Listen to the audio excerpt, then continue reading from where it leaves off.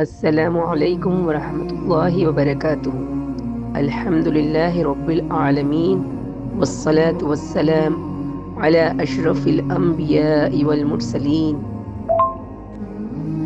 میرے محترم بہنوں اور بیٹیوں، آپ سبھی کو میرا سلام۔ آج ہم یہاں ایک بہت ہی پاکیزہ اور اہم مقصد کے لیے جمع ہوئے ہیں۔ اس دنیا میں ہر عورت کا ایک خواب ہوتا ہے کہ اس کا گھر امن، سکون اور خوشیوں کا گہوارہ بن جائے۔ ہر ماں کی خواہش ہوتی ہے کہ اس کے اولاد نیک بنے، اس کا نام روشن کرے اور اس کا اچھا انسان بنے۔ لیکن یاد رکھیں، یہ سکون اور کامیابی بازار سے خریدی جا نہیں سکتی اور نہ ہی اچانک مل جاتی ہے۔ اس کے لیے ہمیں خود کو بدلنا ہوگا اور اپنی زندگی کو ایک صحیح راستے پر ڈالنا ہوگا۔ ہمارا دین ہمیں دنیا اور آخرت دونوں کو خوبصورت بنانا سکھاتا ہے۔ ایک عورت پورے گھر کی بنیاد ہوتی ہے، اگر وہ سنور جائے تو پورا خاندان سنور جاتا ہے۔ آج ہم بات کریں گے کیسے ایک خاتون اپنی زندگی میں نماز، قرآن اور اچھے اخلاق سے اپنے پورے گھر کو جنت بنا سکتی ہے۔ نماز کی اہمیت اور ہماری سستی۔ سب سے پہلے مضبوط اور سب سے ضروری چیز ہے ہماری نماز۔ نماز صرف ایک فرض یا عبادت نہیں، بلکہ یہ ہمارے روح کی غذا اور دل کا سکون کا واحد ذریعہ ہے۔ اکثر ہم خواتین گھر کے کاموں میں، کچن میں یا بچوں کی دیکھ بھال میں اتنی مصروف ہو جاتی ہے کہ نماز میں تاخیر ہو جاتی ہے۔ لیکن ہمیں یہ سوچنا ہوگا کہ جس خدا نے ہمیں یہ گھر اور بچے دیے ہیں، اس کے لیے وقت نکالنا ہماری پہلی ذمہ داری ہے۔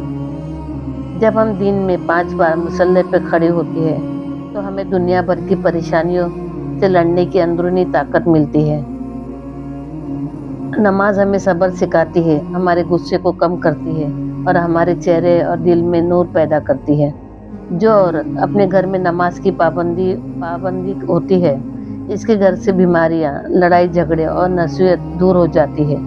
گھر میں برکت اور رحمت تبھی آتی ہے جب مصلی آباد ہوتے ہیں۔ اس لیے میری بہنیں، چاہے گھر کا کتنا ہی کام کیوں نہ ہو، اذان ہوتے ہی سب کچھ چھوڑ کر سب سے پہلے اپنے مالک کے سامنے سجدے میں گر جائے۔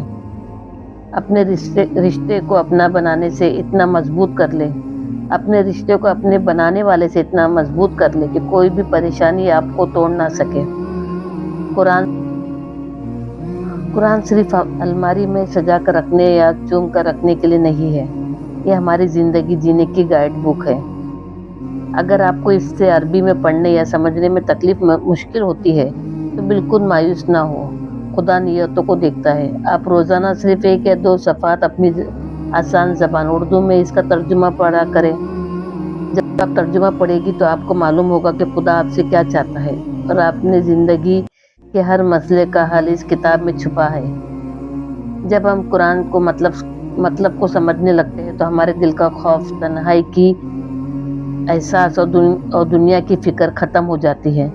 قرآن پڑھنے والی ماں ہی اپنے بچوں کو قرآن کی خوبصورت باتیں سکھا سکتی ہے۔ روزانہ صبح کا آغاز قرآن پاک کی چند باتوں کو سمجھنے سے کریں۔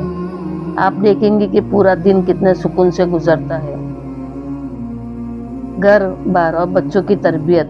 اب بات کرتے ہیں ہمارے گھر بار، ہماری سب سے بڑی ذمہ داری یعنی ہمارے بچوں کی۔ بچے ہمارے گھر کی رونق بھی ہے اور کل قیامت کے دن اس کے بارے میں ہم سے سوال بھی ہوگے۔ ایک بات ہمیشہ یاد رکھیں، بچے وہ نہیں سیکھتے جو ہم انہیں زبان سے بار بار کہتے ہیں، بچے وہ سیکھتے ہیں جو ہمیں اپنی آنکھوں سے خود کرتے ہوئے دیکھتے ہیں۔ اگر آپ چاہتی ہیں کہ آپ کے بچے سچ بولیں تو آپ کو ان کے سامنے کبھی جھوٹ نہیں بولنا ہوگا۔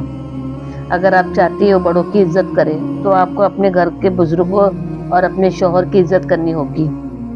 اگر ایک ماں موبائل میں مصروف رہے گی تو بچہ کبھی کتاب نہیں اٹھائے گا، لیکن اگر ماں کے ہاتھ میں مصلی اور قرآن ہوگا تو بچہ خود بخود دین کی طرف آئے گا۔ اپنے بچوں کو صرف ڈاکٹر، انجینئر یا بڑا افسر بنانے کی فکر نہ کریں، بلکہ انہیں ایک اچھا اور رحم دل انسان بنائیں۔ انہیں بتائیں کہ دوسروں کی مدد کرنا، اچھے اخلاق رکھنا اور حلال اور حرام میں فرق کرنا ضروری ہے۔ آپ کی گود بچے کا پہلا اسکول ہے، اس اسکول کو دنیا کا بہترین اسکول بنائیں۔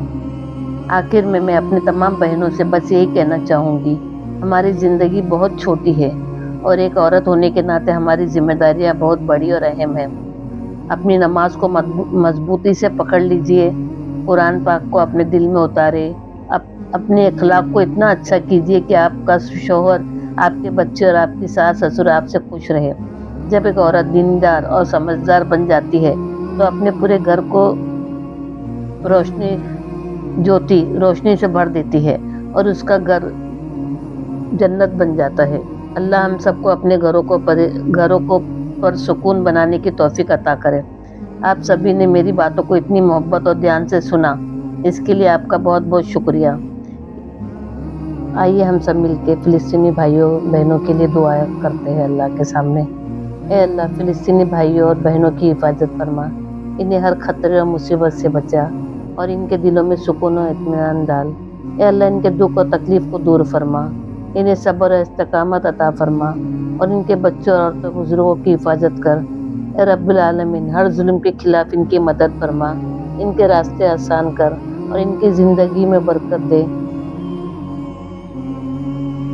ہمیں بھی ان کی مدد کرنے کی توفیق دے اور ہمیں یاد دلا کہ تیرے فضل سب سے بڑا ہے۔ آمین ثم آمین۔ اللہ حافظ۔ دعا میں یاد